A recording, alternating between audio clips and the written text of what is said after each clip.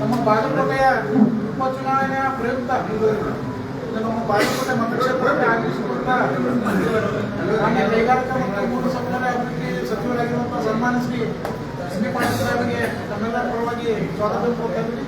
ಇವತ್ತಿನ ಈ ಪತ್ರಿಕಾಗೋಷ್ಠಿಗೆ ನಡೆಸಿ ಸನ್ಮಾನ್ಯ doctor M A Patil Saheb ಮಾತಾಡಿದ್ದಾರೆ. ಅವ್ರ ಜೊತೆಗೆ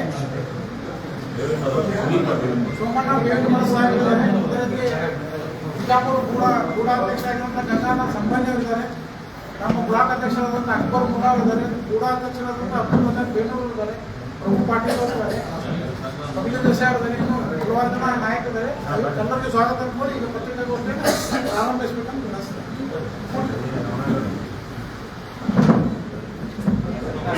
ಟೈಮಿಂಗ್ ಅದು ಹೆಚ್ಚು ಕಮ್ಮಿ ಜೋರ್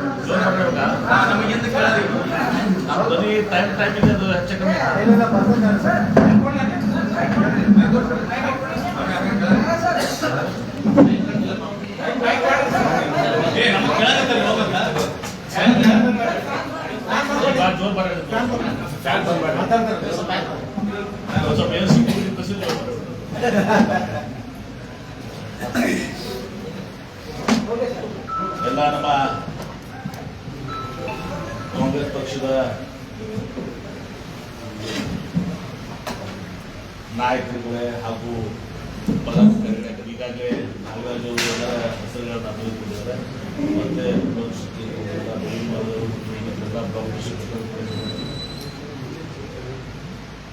ಮಾನ್ಯ ಎಲ್ಲ ನಮ್ಮ ಆತ್ಮೀಯ ಮಾಧ್ಯಮದ ಸ್ನೇಹಿತರು,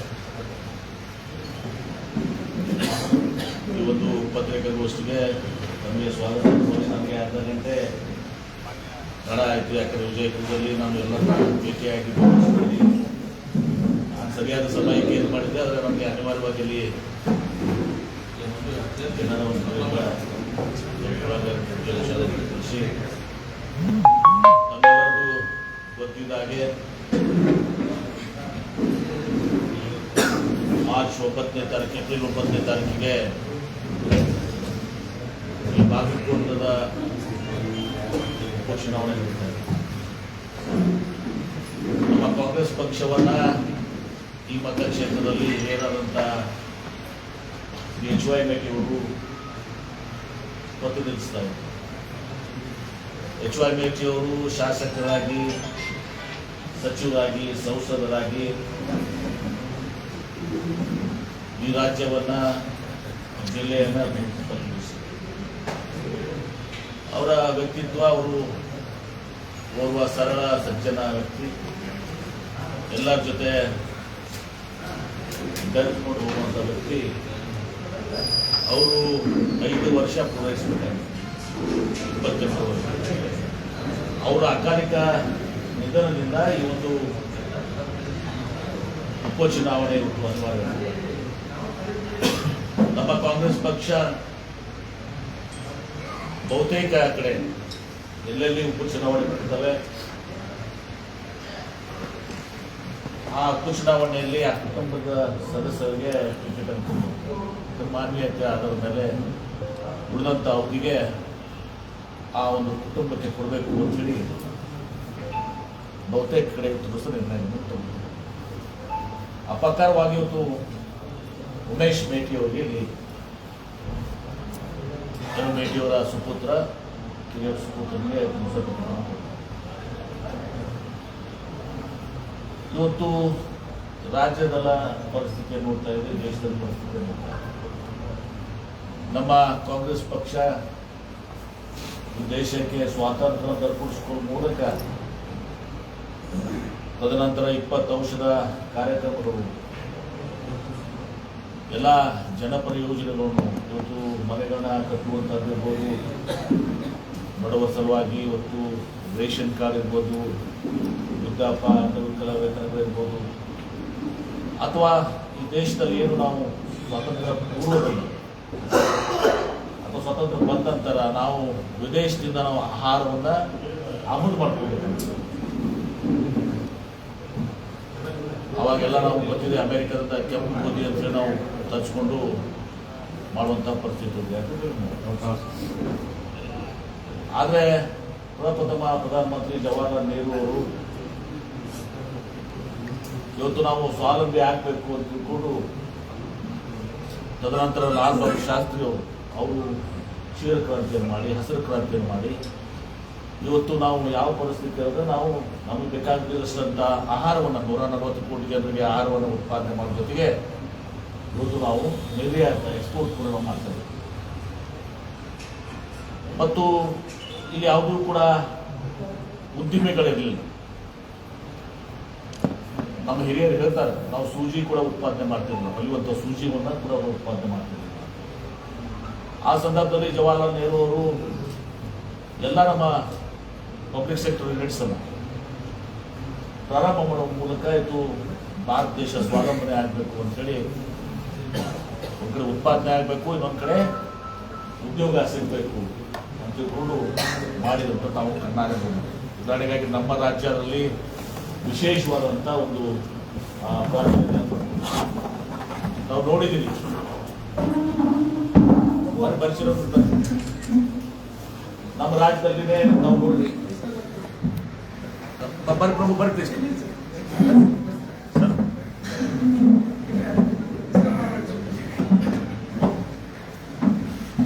ಬಿಡಪ್ಪ, ಬರ್ತೀವಿ. ಆ ಪಬ್ಲಿಕ್ ಸೆಕ್ಟರ್ ಯೂನಿಟ್ಸ್ ನಲ್ಲಿ ಇವತ್ತು ದಿವಸ ಮಹತ್ತರವಾದಂತ ಒಂದು ನಮಗೆ ಕೊಡುಗೆ ಸಿಕ್ಕಿರುವಂತದ್ದು ನಮ್ಮ ಕರ್ನಾಟಕ ರಾಜ್ಯ. ತಾವು ತಗೊಳ್ಳಿ ಹಿಂದೂಸ್ತಾನ್ ಆರ್ಗನೈಟ್ಸ್ ಲಿಮಿಟೆಡ್ HAL. ಇವತ್ತು ನಾನು ಕೈಗಾರಿಕಾ ಸಚಿವನಾಗಿದ್ದೇನೆ. ಹಿಂದೂಸ್ತಾನ್ ಆರ್ಗನೈಟ್ಸ್ ಲಿಮಿಟೆಡ್ ನಮ್ಮಲ್ಲಿ ಇರೋದ್ರಿಂದ ಇವತ್ತು ಜಾಗತಿಕವಾಗಿ ಈ ರಾಜ್ಯದಲ್ಲಿ ನಾವು ಏರೋಸ್ಪೇಸ್ ಅಂಡ್ ಡಿಫೆನ್ಸ್ ನಲ್ಲಿ ಜಾಗತಿಕವಾಗಿ ನಾವು top 5 aerospace and defence sectors ನಲ್ಲಿ ನಾವು. ನಮ್ಮ ದೇಶದಲ್ಲಿ ನಾವು ಸುಮಾರು 65% ಅಷ್ಟು ಡಿಫೆನ್ಸ್ ಮತ್ತು ಏರೋಸ್ಪೇಸ್ ಇದರಲ್ಲಿ ನಾವು ಪಡ್ಕೊಂಡಿದ್ವಿ. 65% ಬಹಳ ದೊಡ್ಡ. ಸುಮ್ಮನೆ ಇರೋದಪ್ಪ ಇದೆ.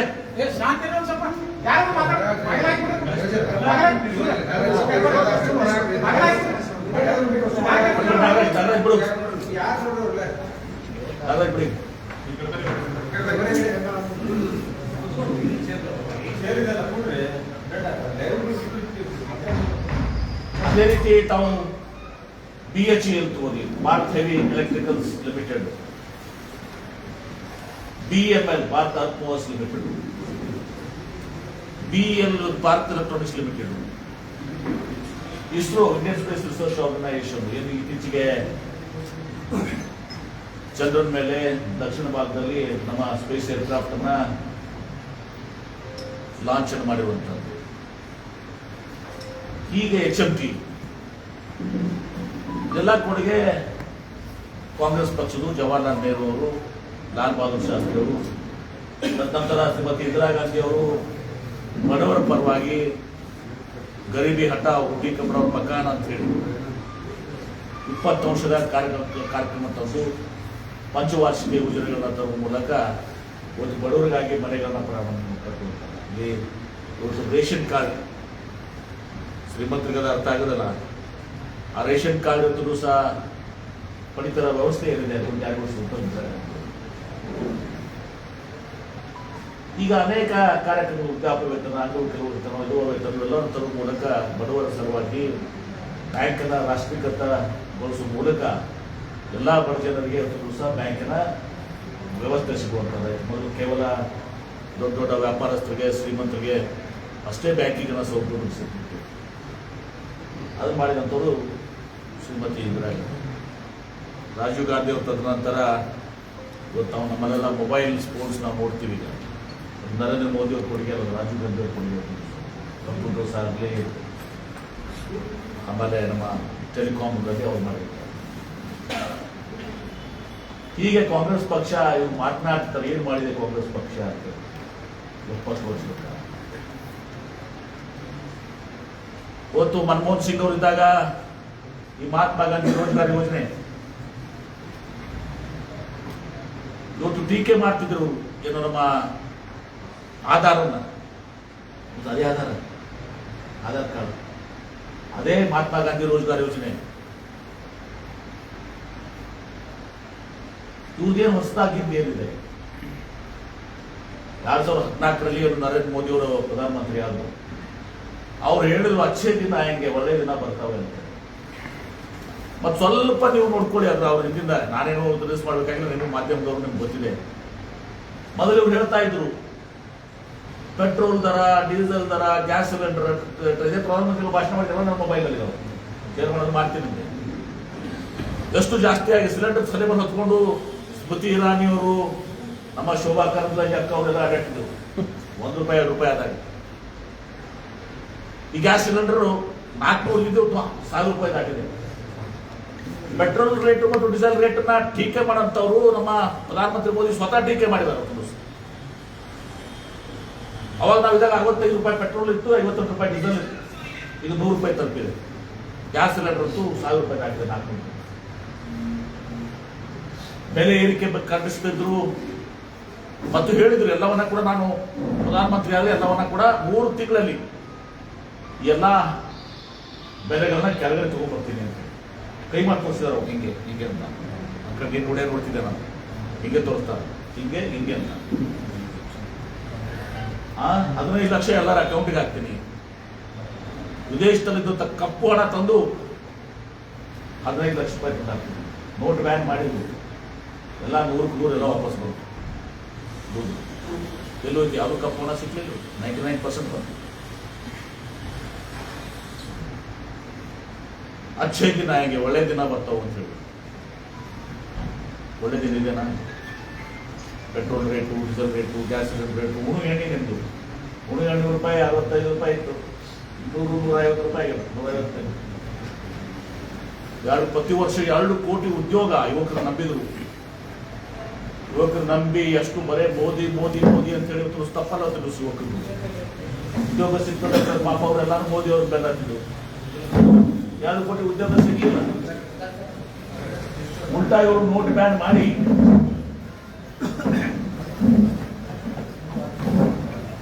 ಜಿಲ್ಲಾ ಉಸ್ತುವಾರಿ ಸಚಿವರಂತ ನಮ್ಮ ಪತ್ರಿಕಾಗೋಷ್ಠಿಗೆ ಸ್ವಾಗತವನ್ನು ಮಾಡ್ತೇನೆ. ಜಿಲ್ಲೆ ಅಲ್ಲ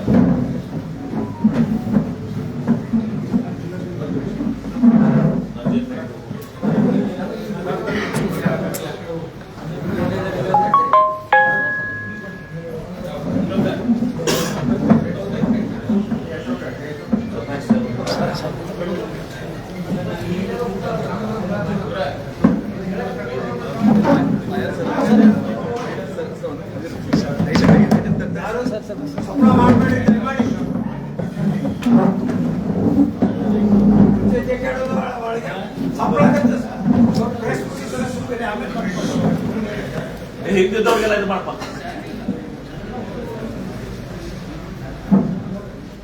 ಪ್ರತಿ ವರ್ಷ 2 ಕೋಟಿ ಉದ್ಯೋಗ ಕೊಡ್ತೀವಿ ಅಂತ ಹೇಳಿ ಯುವಕರು ಸ್ವಾಭಾವಿಕವಾಗಿ ನಂಬಿದ್ರು. ಅವ್ರನ್ನ ತಪ್ಪಲ್ಲ. ಉದ್ಯೋಗ ಸಿಗ್ತದೆ. ಮೋದಿಯವರು 2 ಕೋಟಿ ಉದ್ಯೋಗದ 5 ವರ್ಷದಲ್ಲಿ 10 ಕೋಟಿ ಉದ್ಯೋಗ ಸಿಗ್ತದೆ. ಅದಕ್ಕೆ ಮೋದಿ ಮೋದಿ ಅಂತೇಳಿ ಎಲ್ಲ ಯುವಕರು ಬೆಳೆದ. ಇವತ್ತು 2 ಕೋಟಿ ಉದ್ಯೋಗ ಸಿಗೋದು ಬಿಡ್ಲಿ, ಇದ್ದಂತ ಉದ್ಯೋಗಗಳನ್ನ ಏನು ನೋಟ್ ಬ್ಯಾನ್ ಮಾಡಿದ್ರಲ್ಲ ಅವಾಗ ಉದ್ಯೋಗಗಳನ್ನು ಕಳ್ಕೊಂಡಿಲ್ಲ. ನೀವು 2014ರಿಂದ ಇಲ್ಲಿವರೆಗೆ ನೋಡ್ರಿ. ಅಷ್ಟೇ ಅಲ್ಲ, UPA ಸರ್ಕಾರ ಮನಮೋಹನ್ ಸಿಂಗ್ ಅವರಿದ್ದಾಗ ನಾವು ರೈತರ ಸಲುವಾಗಿ ರಾಷ್ಟ್ರೀಕೃತ ಬ್ಯಾಂಕ್ ನಲ್ಲಿ ಇರುವಂತಹ ಸಾಲ, ಬರೀ ಕೋಆಪರೇಟಿವ್ ಅಷ್ಟೇ ಅಲ್ಲ, ರಾಷ್ಟ್ರೀಕೃತ ಬ್ಯಾಂಕ್ ನಲ್ಲಿ ಇರುವಂತಹ ಕೋಆಪರೇಟಿವ್ ಸಾಲಗಳನ್ನ ಕೂಡ ನಾವು 70,000 ಕೋಟಿ ರೂಪಾಯಿ ಸಾಲ ಮನ್ನಾ ಮಾಡಿದ್ವಿ. ಮೋದಿ ಅವರು ಮಾಡಿದಾರ, ಲಕ್ಷಾಂತರ ಕೋಟಿ ಮಾಡಿದಾರೆ. 10 ಲಕ್ಷ ಕೋಟಿ 20 ಲಕ್ಷ ಕೋಟಿ ಸಾಲ ಮನ್ನಾ ಮಾಡಿಸಿ ರೈತರದಲ್ಲ. ಅದು ಅಂಬಾನಿ ಮತ್ತು ಅದಾನಿ ಮತ್ತು 20 ಪ್ರಮುಖ ಶಾಂತರೇ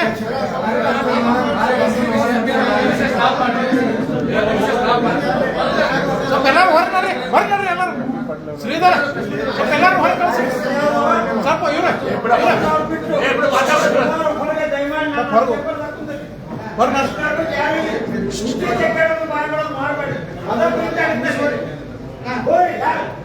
ಸಾಕ್ಷಿ ಮಾಹಿತಿ ಚವಿ ಹಾಕ್ಬಿಡ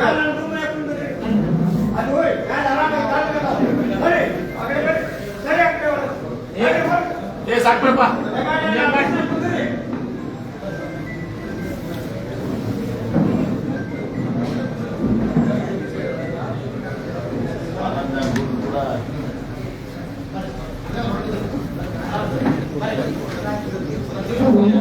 ಬಾಯ್ ಮಾಡ್ಬೇಡ್ರಪ್ಪ ಪ್ಲೀಸ್.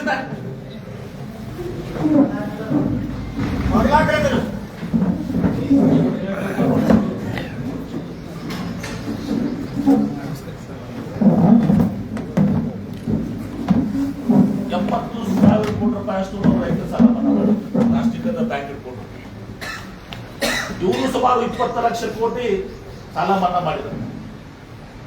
ಅದು ರೈತರದಲ್ಲ, ಎಲ್ಲ ದೊಡ್ಡ ದೊಡ್ಡ ಕಂಪನಿಗಳು, ಅಂಬಾನೀಸು, ಅದಾನೀಸು ಮತ್ತು ಇನ್ನಿಷ್ಟ ಎಲ್ಲ ದೊಡ್ಡ ದೊಡ್ಡ ಉದ್ದಿಮೆಗಾರರ ಒಂದು ಫ್ಯಾಕ್ಟರಿ ಮಾಲಕರ ಸಾಲವನ್ನು ಮನ್ನಾ ಮಾಡಿದ್ರು.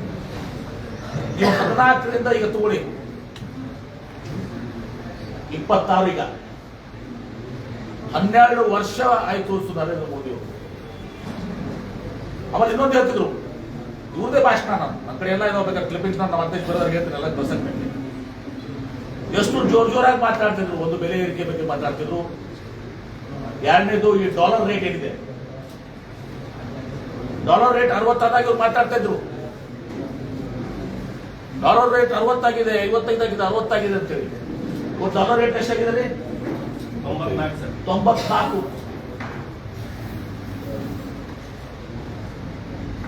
ಇವ್ರು ಹೇಳ್ತದ್ರು ಡಾಲರ್ ರೇಟ್ ಹಿಂಗೆ ಕೈ ಮಾಡ್ತಿದ್ರು. ಎಲ್ಲ ಪೆಟ್ರೋಲ್ ರೇಟ್, ಡೀಸೆಲ್ ರೇಟ್ ಹಿಂಗೆ, ನಾನು ಬಂದ್ಮೇಲೆ ಹಿಂಗೆ ಅಂತ ಹಿಂಗೆ ₹65 ಪೆಟ್ರೋಲು, ₹100 ಆಗಿದೆ. ₹52 ಡೀಸೆಲ್, ₹95 ಆಗಿದೆ. ಗ್ಯಾಸ್ ಸಿಲಿಂಡರ್ 400 1000 ದಾಟಿದೆ. ಡಾಲರ್ ರೇಟ್ ಇದ್ರು ಸಹ 60 ಇದ್ದು 94ಕ್ಕೆ ಹೋಗಿದೆ. ಏನ್ ಮಾಡಿದರು? ಅಚ್ಚೆ ದಿನ ಇದು. 2 ಕೋಟಿ ಉದ್ಯೋಗ ಸಿಗುವುದಿರಲಿ. 6 ವರ್ಷ ಅಂದ್ರೆ ಇವತ್ತು ನೀವು 12 ವರ್ಷ ಅಂದ್ರೆ 24 ಕೋಟಿ ಜನಕ್ಕೆ ಉದ್ಯೋಗ ಸಿಗಬೇಕಾಗಿದೆ. 12 ಆಟ್ಲೆ 24 ಕೋಟಿ ಜನರಿಗೆ ಉದ್ಯೋಗ ಸಿಗಬೇಕಾಗಿದೆ. 24 ಕೋಟಿ ಜನರಿಗೆ ಉದ್ಯೋಗ ಸಿಗುವುದಿರಲಿ. ಇವರ ನೀತಿ ಏನಲ್ಲ, ನೋಟ್ ಬ್ಯಾನ್ ಇದು ಎಲ್ಲ ಕೂಡಿ ಕೋಟ್ಯಾಂತರ ಉದ್ಯೋಗವನ್ನ ಕಲ್ಕೊಂಡು. ಆಮೇಲೆ ವಿದೇಶಾಂಗ ನೀತಿ ನೋಡ್ರಿ, ನಿನ್ನೆ ಮೊನ್ನೆ ರಾಹುಲ್ ಗಾಂಧಿ ಅವರು ಹೇಳಿದ್ದಾರೆ ವಿದೇಶಾಂಗ ನೀತಿ ಬಗ್ಗೆ.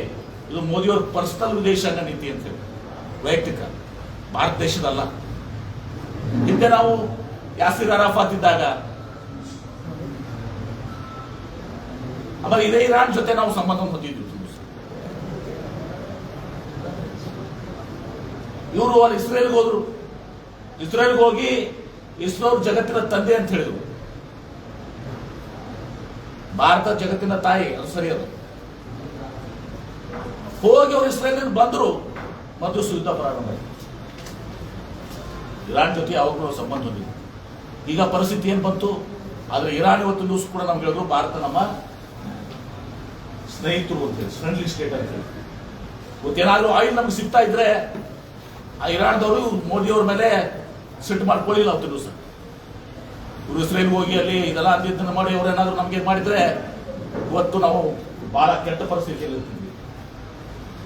ಇರಾನ್ ಇಂಡಿಯಾ ಇದೆ ಫ್ರೆಂಡ್ಲಿ ಸ್ಟೇಟ್ ಅಂತೇಳಿ ನಮ್ಮ ಬೋಟ್ಸ್ ಎಲ್ಲರೂ ಕೂಡ, ನಮ್ಮ ಶಿಪ್ಸ್ ಏನಿದಾವೆ ಹಡಗುಗಳನ್ನ, ಆಯಿಲ್ ಹಡಗುಗಳನ್ನ, ಗ್ಯಾಸ್ ದುಡ್ಡಾಗ ಇಂಥ ಒಂದು ಅಧ್ವಾನ ಇದನ್ನು ತಮ್ಮ ಮನಸ್ಸಿಗೆ ಬಂದಿದ್ದಂಥ ರೀತಿ. ಬಹುಶಃ ಯಾರು ನನಗನ್ಸೋ ಮಟ್ಟಿಗೆ ಅಲ್ಲಿ ವಿದೇಶಾಂಗ ಸಚಿವರ ಕಾರ್ಯಾಲಯದಲ್ಲಿ ಇರುವಂತಹ ಹಿರಿಯ ಅಧಿಕಾರಿಗಳನ್ನ ಯಾರು ಕನ್ಸಲ್ಟ್ ಮಾಡ್ಲಿಕ್ಕೆ ನಮ್ಮದೇ ಊಟದಲ್ಲಿ ಏನಾದ್ರು ಮಾತಾಡ್ತಾರೆ ಕಾಣ್ತಾರೆ, ನಮ್ಗೆ ತಿಳಿದಿದ್ದೇನೆ. ಹೀಗಾಗಿ ಅದರಿಂದ ನಾವು ದೂರ ಸರಿಬಿಟ್ಟಿದ್ವಿ.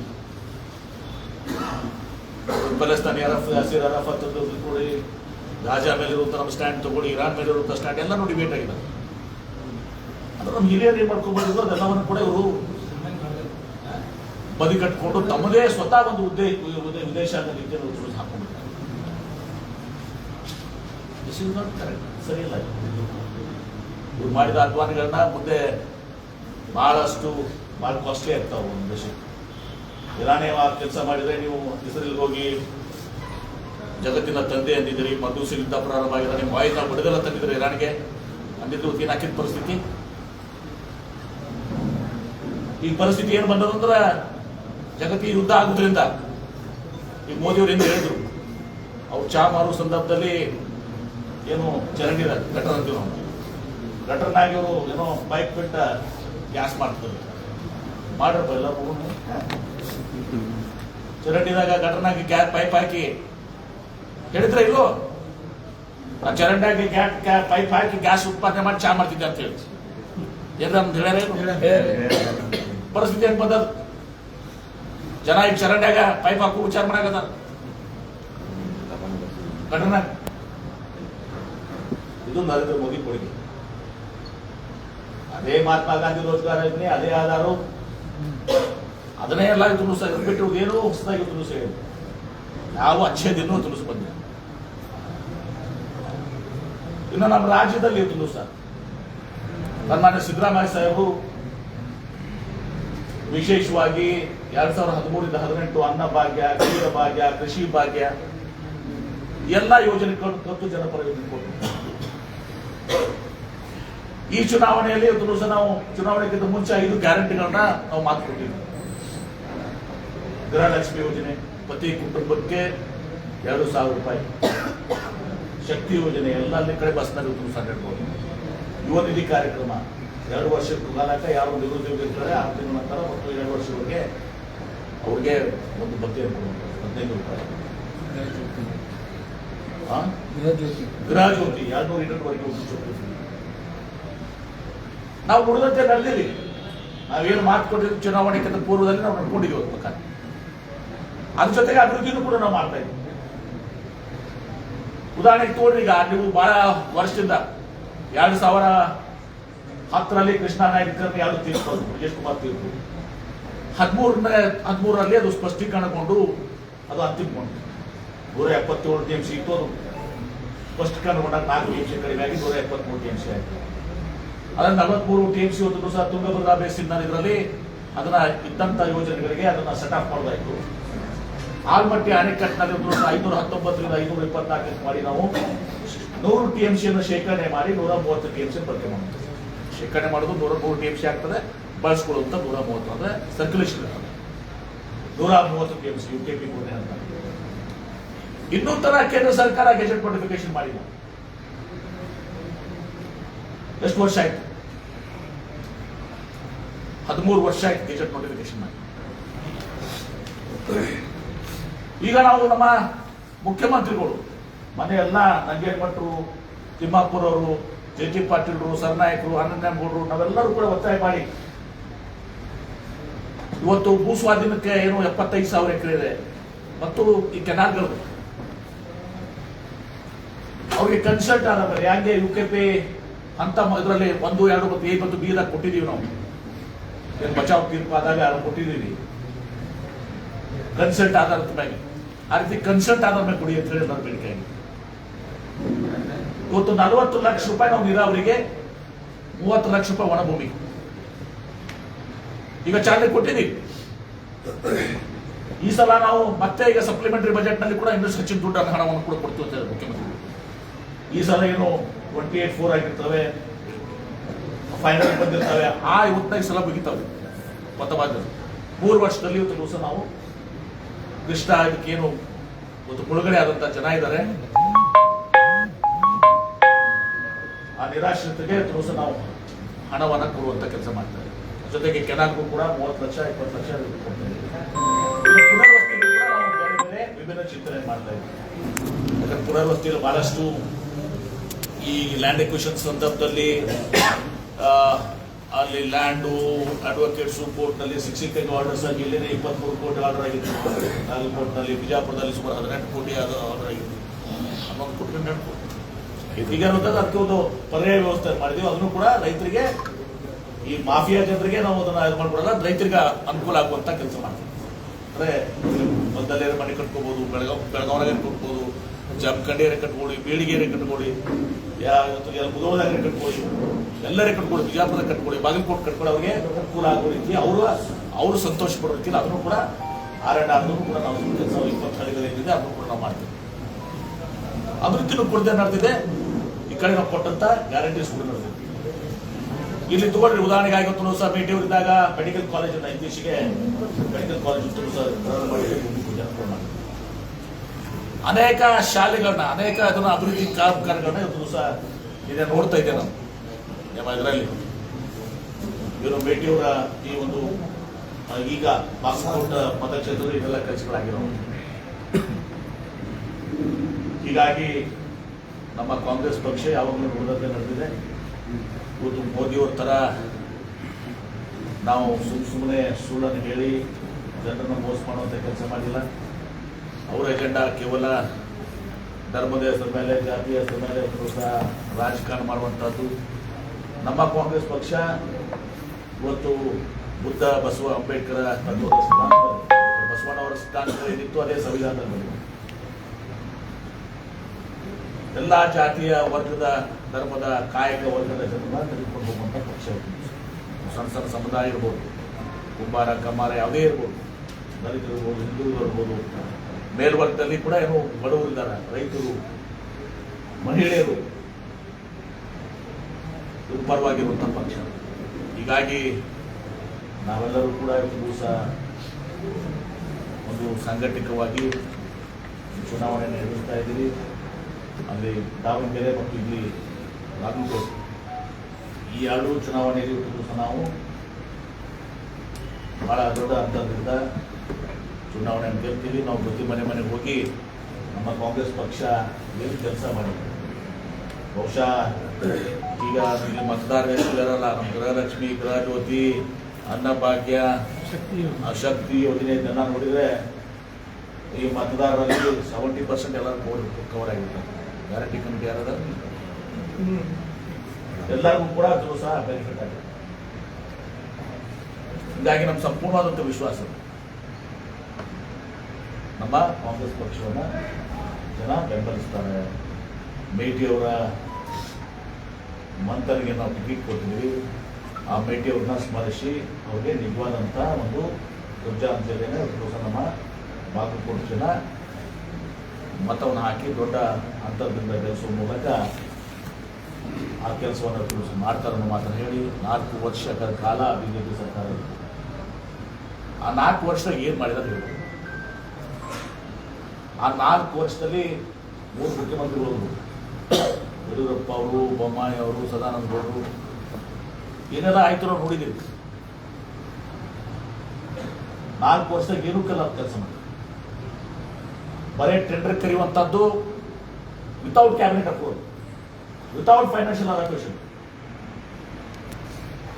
ಇವತ್ತು ಲಕ್ಷಾಂತರ ಕೋಟಿ ಪೆಂಡಿಂಗ್ ಬಿಲ್ಸ್ ನಮ್ಮ ಇಟ್ಟಿದ್ದೀವಿ. ಲಕ್ಷಾಂತರ ಕೋಟಿ ಪೆಂಡಿಂಗ್ ಬಿಲ್ಸ್, ಅದು ಇರಿಗೇಷನ್ ಇರ್ಬೋದು, PWD ಇರ್ಬೋದು, IDPR ಇರ್ಬೋದು, ಮತ್ತೊಂದು ಇಲಾಖೆ ಇರ್ಬೋದು, ಮೆಡಿಕಲ್ ಎಜುಕೇಶನ್ ನಲ್ಲಂತೂ ನೋಡ್ತಿದ್ವಿ ನಾವು. ವಿತೌಟ್ ಕ್ಯಾಬಿನೆಟ್ ಪರ್ಮಿಷನ್ ಕೊಟ್ಟಂತ ಟೆಂಡರ್ಗಾರಿಗೆ ಬತ್ತ ಮುಂದುವರ್ಸ್ಕೊಂಡು ಹೋಗೋದು. 300 ಕೋಟಿ, 400 ಕೋಟಿ ಕಾನೂನು ಇಲ್ಲ, ಹಣಕಾಸಿನ ಅದಕ್ಕೆ ಹಣಕಾಸು ಒದಗಿಸಿಲ್ಲ. ಈ ರೀತಿ ಒಂದು ದೊಡ್ಡ ಹೊರೆಯನ್ನು ನಮ್ಮ ಮೇಲೆ ಹೊರಿಸೋದಿಲ್ಲ. ಅದಾಗಿಯೂ ಕೂಡ ಆ ಹೊರೆಯನ್ನ ಜೊತೆಗೆ ನಾವು ಗ್ಯಾರಂಟಿ ಮತ್ತು ಅಭಿವೃದ್ಧಿ ಕಾಮಗಾರಿಗಳು ಮಾಡ್ತೇವೆ. ಇದನ್ನ ತಾವೆಲ್ಲ ಕೂಡ ಮಾಧ್ಯಮದವರ ಗಮನಕ್ಕೆ ತರಲಿಕ್ಕೆ ಬಯಸ್ತೇವೆ. ಹೀಗಾಗಿ ಜಿಲ್ಲಾ ಉಸ್ತುವಾರಿ ಸಚಿವರಾದಂತಹ ನಮ್ಮ ಮಾಜಿ ಮಂತ್ರಿಗಳು ನೇತೃತ್ವದಲ್ಲಿ, ಜಿಲ್ಲಾ ಉಸ್ತುವಾರಿ ಕಮ್ಮಾಪುರ ನೇತೃತ್ವದಲ್ಲಿ, ಅಧ್ಯಕ್ಷರ ನೇತೃತ್ವದಲ್ಲಿ ಎಲ್ಲರೂ ಕೂಡ ನಮ್ಮ ಕಾಂಗ್ರೆಸ್ ಪಕ್ಷದ ನಾಯಕರು, ಮುಖ್ಯಮಂತ್ರಿಗಳು ಕೂಡ ಬರ್ತಾರೆ. ಇವತ್ತು ನಾವು ಜನರ ಬಳಿಗೆ ಹೋಗಿ ಜನರಿಗೆ ನಾವು ಮಾಡಿದಂಥ ಕೆಲಸ ನಾವು ಸುಮ್ಮನೆ ಓಟ್ ಕೇಳೋದು. ನಾವು ಕೆಲಸ ಮಾಡಿದ್ದೀವಿ, ನಾವು ಕೊಟ್ಟ ಮಾತಿನಂತೆ ನಡೆದಿದ್ದೀವಿ, ನಮಗೆ ಆಶೀರ್ವಾದ ಮಾಡಿದೆ ಅಂತ ಹೇಳಿ ನಾವು ಕೇಳ್ತೀವಿ.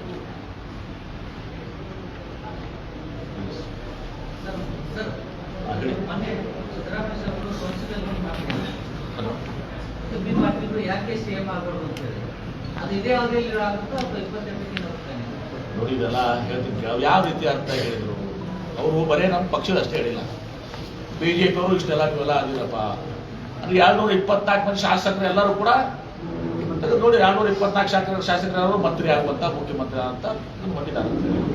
ಜನರಲ್ ಆಗಿ ಹೇಳಿದ್ರೆ ಅದಕ್ಕೆ ಬಹಳಷ್ಟು ಅಂತ ಅವಶ್ಯಕತೆ. ಸರ್, ಬಾಗಲಕೋಟೆ ಅಖಂಡ ಬಿಜಾಪುರ ಜಿಲ್ಲೆಯ ಒಂದು ಭಾಗ. ಕೃಷ್ಣಾ ಮೇಲ್ದಂಡೆ ಯೋಜನೆ ಒಳಗ ನೀವು ಲಾಭದಾಯಕ ಜಿಲ್ಲೆಯವರಾಗಿದ್ದೀರಿ, ಬಾಗಲಕೋಟೆ ಸಂಕಷ್ಟದ ಜಿಲ್ಲೆ. ನೀವು ಜಲ ಸಂಪನ್ಮೂಲ ಸಚಿವರಾಗಿದ್ದೀರಿ, ಈಗ 3 ವರ್ಷ ಕೈಗಾರಿಕಾ ಸಚಿವರಾಗಿದ್ದೀರಿ. ನಿಮ್ಮ ಪೂರ ಜಿಲ್ಲೆಯ ಒಂದು ಭಾಗವಾಗಿರ್ತಕ್ಕಂಥ ಸಂಕಷ್ಟದ ಜಿಲ್ಲೆಗೆ ತಮ್ಮ ಕೊಡುಗೆ ಏನಿದೆ? ಉದ್ಯೋಗ ಮತ್ತು ಮುಳುಗಡೆ ಸಂತ್ರಸ್ತರಿಗಾಗಿ ನೋಡಿ, ಈಗ ಹೇಳಿದ್ದ ಇಟ್ಟೋದು ನೀನು ಹೇಳಿದೆ. ಈಗ ಮುಳುಗಡೆಗೆ 40 ಲಕ್ಷ ರೂಪಾಯಿ 30 ಲಕ್ಷ ರೂಪಾಯಿ ತಾವು ಜಲಸಂಪನ್ಮೂಲ ಸಚಿವರಾದ ನಿನ್ನೆ ಬೊಮ್ಮಾಯಿ ಕೇಳಿದ್ರಿ ಪ್ರಶ್ನೆ ಮತ್ತು ಮೊನ್ನೆ ಕಾರಜೋಳ ಕೇಳಿದ.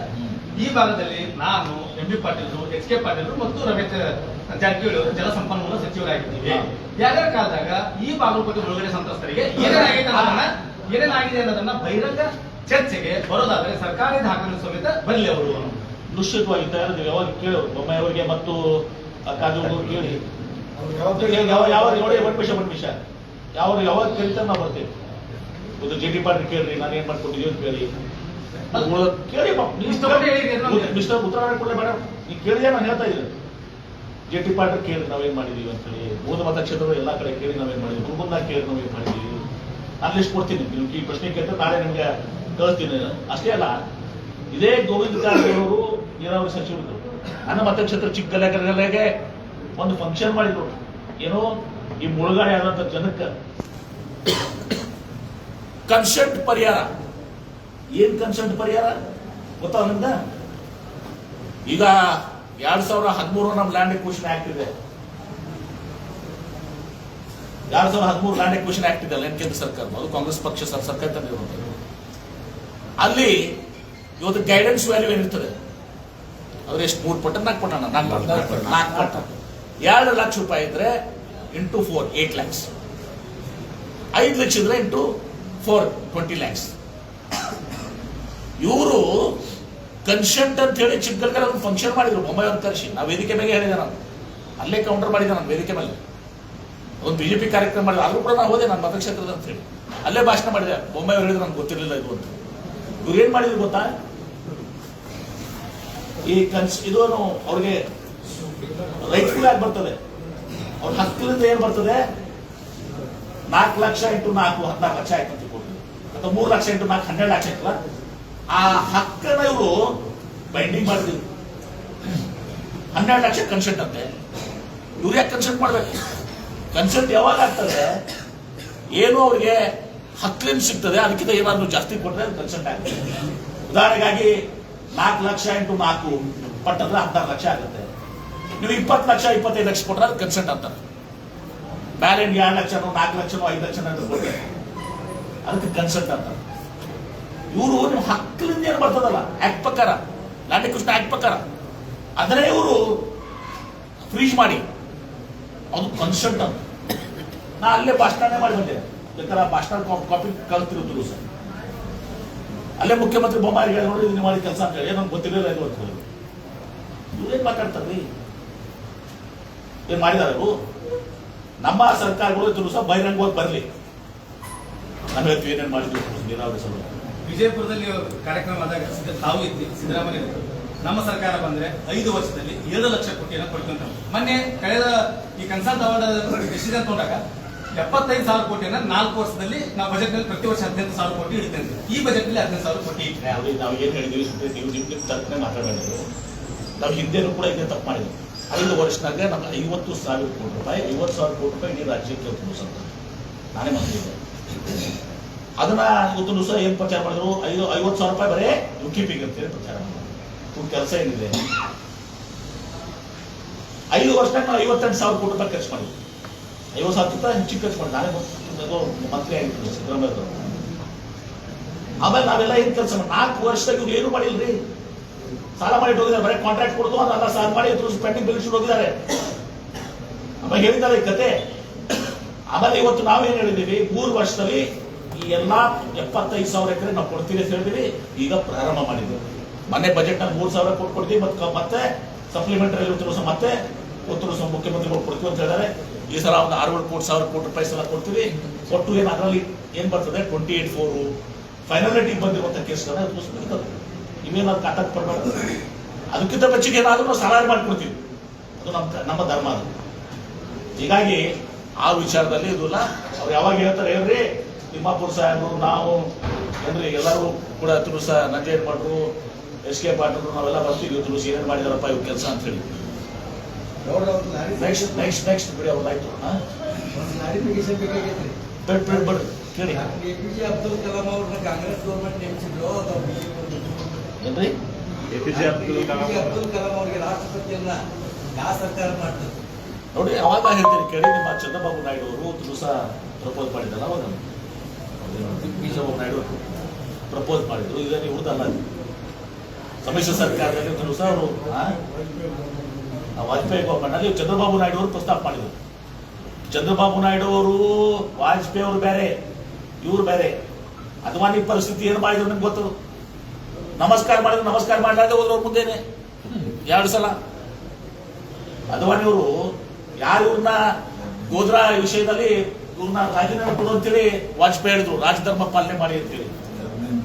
ರಾಜಧರ್ಮ ಪಾಲನೆ ಮಾಡಿ ಅಂತ ಹೇಳಿ ಇವ್ರಿಗೆ ರಾಜೀನಾಮೆ ಕೊಡು ಅಂತ ಹೇಳಿದ್ರು. ಅವಾಗ ಅದ್ವಾನಿ ಅವ್ರು ಬೇಡ ಅಂತೇಳಿ ಅದ್ವಾನಿ ಅವ್ರನ್ನ ಉಳಿಸಿದ್ರು. ಆದ್ರೆ ಅದ್ವಾನಿ ಅವ್ರ ಪರಿಸ್ಥಿತಿ ಏನಾಯ್ತು?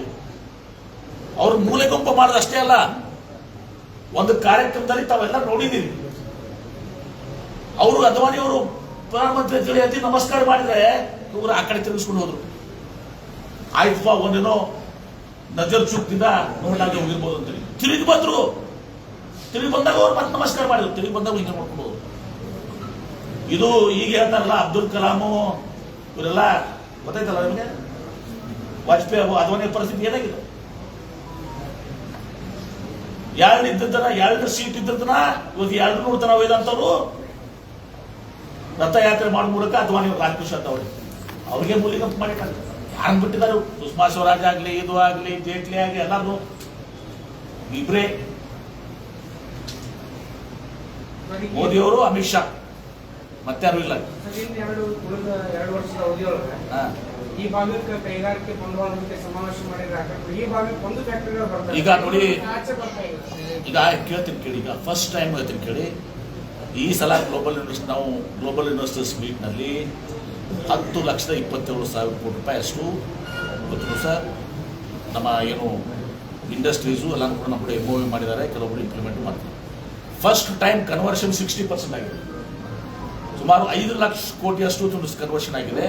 ಆ 10,27,000 ಕೋಟಿಯಲ್ಲಿ ಇವತ್ತು ಸುಮಾರು 60% ಇವತ್ತು ಬಿಯಾಂಡ್ ಬೆಂಗಳೂರು. ಅದು ಬಿಯಾಂಡ್ ಬೆಂಗಳೂರು ಮತ್ತೆ ಕೋಲಾರ ಗಿಲ್ಲಾರ ಸುತ್ತಮುತ್ತ ಬರ್ತದೆ.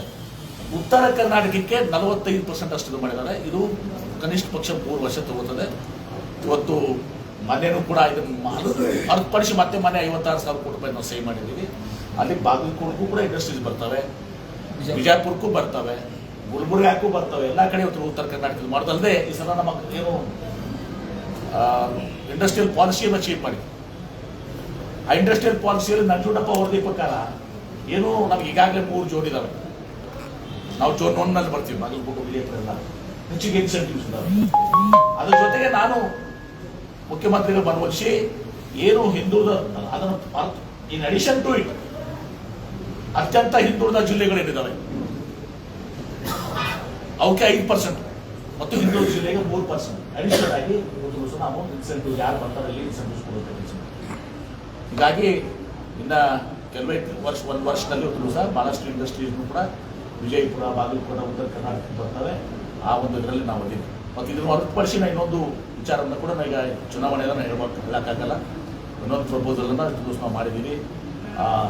ಅದು ಏನು ಈ ಇಂಡಸ್ಟ್ರಿಯಲ್ ಬ್ಯಾಕ್ವರ್ಡ್ ಡಿಸ್ಟ್ರಿಕ್ಟ್ಸ್ಗೆ ಒಂದು ವಿಶೇಷವಾದಂಥ ಯೋಜನೆಯನ್ನು ಇವತ್ತು ದಿವಸ ನಾವು ಮಾಡುವಂಥದ್ದನ್ನು ನಾವು ಮಾಡ್ತಾ ಇದ್ದೀವಿ. ಈ ಚುನಾವಣೆ ಇರೋದ್ರಿಂದ ನಾನು ಹೇಳಿದರೆ ಅದು ತಪ್ಪಾಗ್ತದೆ ಒಂದು ದಿವಸ. ಹೀಗಾಗಿ ಆ ಒಂದು ಲಕ್ಷ್ಯದಲ್ಲಿ ನೀವೇ ಕೇಳಿದಾರಲ್ಲ, ನಾನು ವಿಜಯಪುರದವನು, ಅವಿಭಾಜ್ಯ ವಿಜಯಪುರ ಜಿಲ್ಲೆಯಲ್ಲಿ ಇಲ್ಲಿ ಒಳ್ಳೇದಾಗಬೇಕು ಅಂತ ಹೇಳೋದು ನನ್ನ ಆಶೆ. ಆಮೇಲೆ ಬಾಗಲಕೋಟೆ ಜಿಲ್ಲೆಯಲ್ಲಿ ನಮ್ಮ ನೀರಾವರಿ ಮಂತ್ರಿದಾಗ ಏನೇನು ಮಾಡಿದ್ರು ಅಂತ ಕೇಳಿದ್ರೆ ಟಿ ಡಿಪಾರ್ಟ್ಮೆಂಟ್ ಕೇಳಿದ್ರಿ, ಉಳಿದವ್ರು ಕೇಳಿದ್ರಿ, SMC ಮಾಡಿದ್ದೀನಿ. ಆನಂದ್ ನ್ಯಾಮೋಟ್ ಇಲ್ಲೇ ಅದ ಯಾಕೂರಿಗೆ ಹೇಳಿದ್ರೆ ನಾನು ಮಾಡಿದ್ವಿ, ಇವ್ರು ಮಾಡಿದ್ವಿ. ವೆಂಕಟೇಶ್ವರ ಯಾವ್ದು ಅಲ್ಲಿ ನೀರು ಹಂಚಿಕೆ ಎಷ್ಟಾಗಿದೆ? ನೀರು ಹಂಚಿಕೆ ಈಗ ನೀರು ಹಂಚಿಕೆ ಅಂದ್ರೆ ಸೊಸೈಟಿ ಕಸಾಲಟ್ಟಿ ಇರಲಿ, ಮತ್ತೊಂದು ವೆಂಕಟೇಶ್ವರ ಬಹಳಷ್ಟಿದೆ. ನಾನು ಹೇಳ್ತೀನಿ, ನನಗೆ ಪ್ರಶ್ನೆ ಕೇಳಿದ್ರೆ ಮತ್ತೆ ಹೇಳ್ಕೊಂಡು ತಗೊಂಡು ಬರ್ತಿದ್ದೆ ಲಿಸ್ಟೇ. ಹೌದು, ನಮ್ದು ಕೊಡಿನೇ ಲೆಕ್ಕ ಕೊಡ್ತಿದ್ದಾರೆ. ಬಾಗಲಕೋಟೆಗೆ 80 TMC, ಬಿಜಾಪುರಕ್ಕೆ 80 TMC, ಹಾಗಂತಲ್ಲ, ಅದು ನಮಗೊಂದು 4 TMC ಬಂದಿದೆ. ಒಂದು ನಿಮಿಷ ಕೇಳಿ.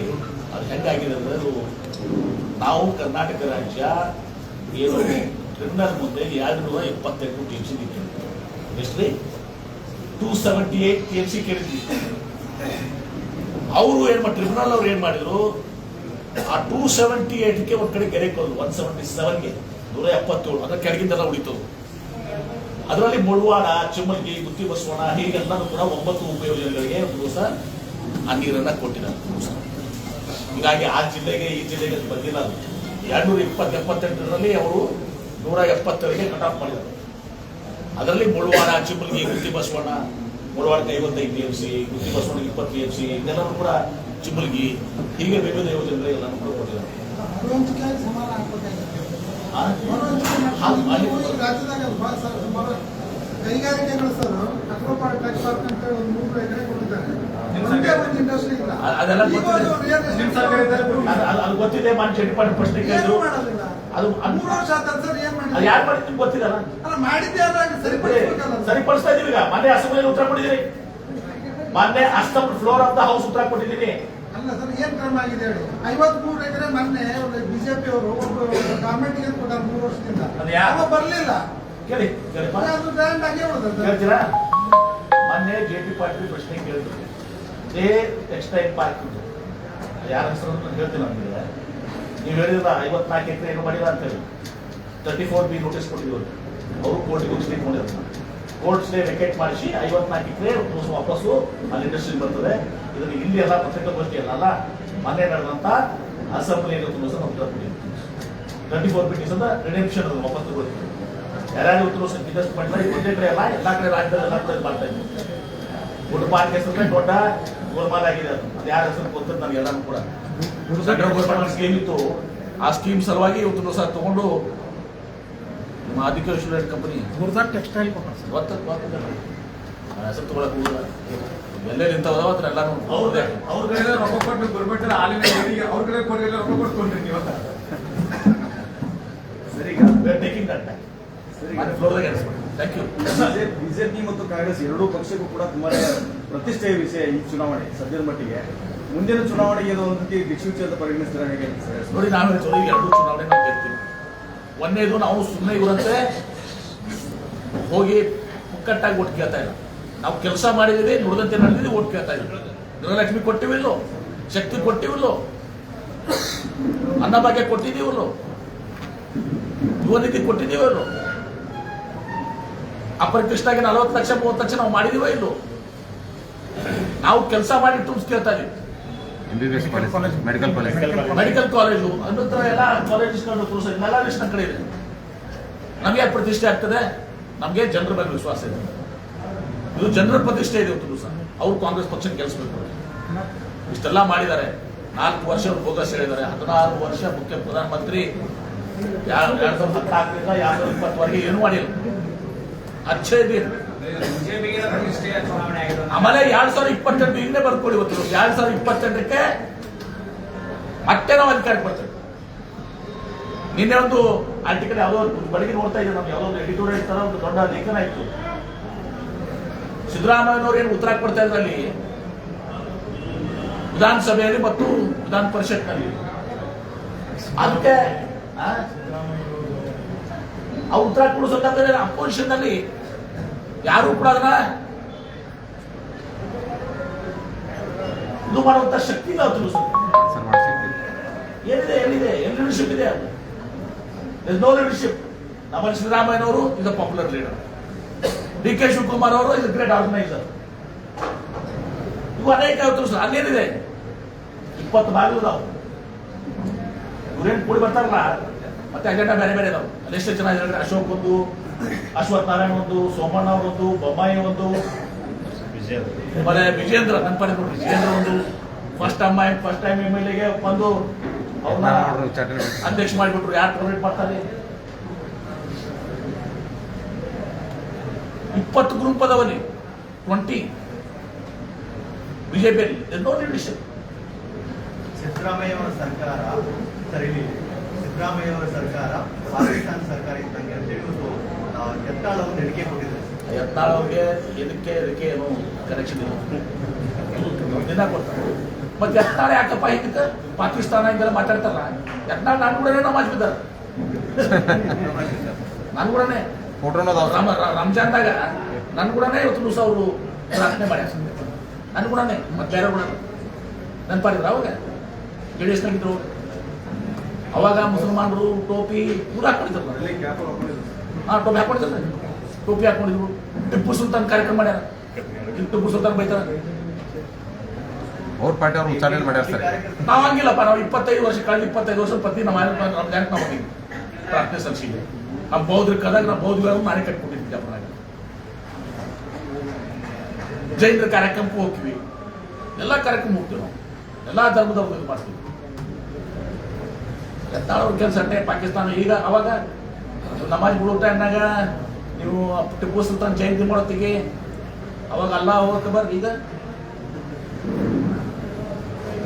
ಸೊ ಬೇಡಿವಲ್ಲ, ಸುಮ್ಮನೆ ಇದೆಲ್ಲ ಮಾಡಿ ಮಾತಾಡೋದು. ಕಳೆದ 4 ಉಪಚುನಾವಣೆಗಳಲ್ಲಿ ಬಿಜೆಪಿ 4 ಉಪಚುನಾವಣೆ ಸೋತ ಸರ್. ಮತ್ತೆ ಈಗ ಅವ್ರಿಗೇನೆ ಪ್ರತಿಷ್ಠೆಯ ಅವರು ಈ 2 ಚುನಾವಣೆ ಸೋಲೋದಲ್ಲ, 28ರಾಗೂ ಸೋಲ್ತಾರೆ. ಬರ್ಗಟ್ಕೊಂಡ್ಬಿಟ್ಟು. ಥ್ಯಾಂಕ್ ಯು, ಧನ್ಯವಾದಗಳು. ಉಪಚುನಾವಣೆ ಸಂದರ್ಭದಲ್ಲಿ ಗೃಹಲಕ್ಷ್ಮಿ ಯೋಜನೆ ಎಲ್ಲ ಆಗ್ತಾ ಇದ್ದಾರೆ.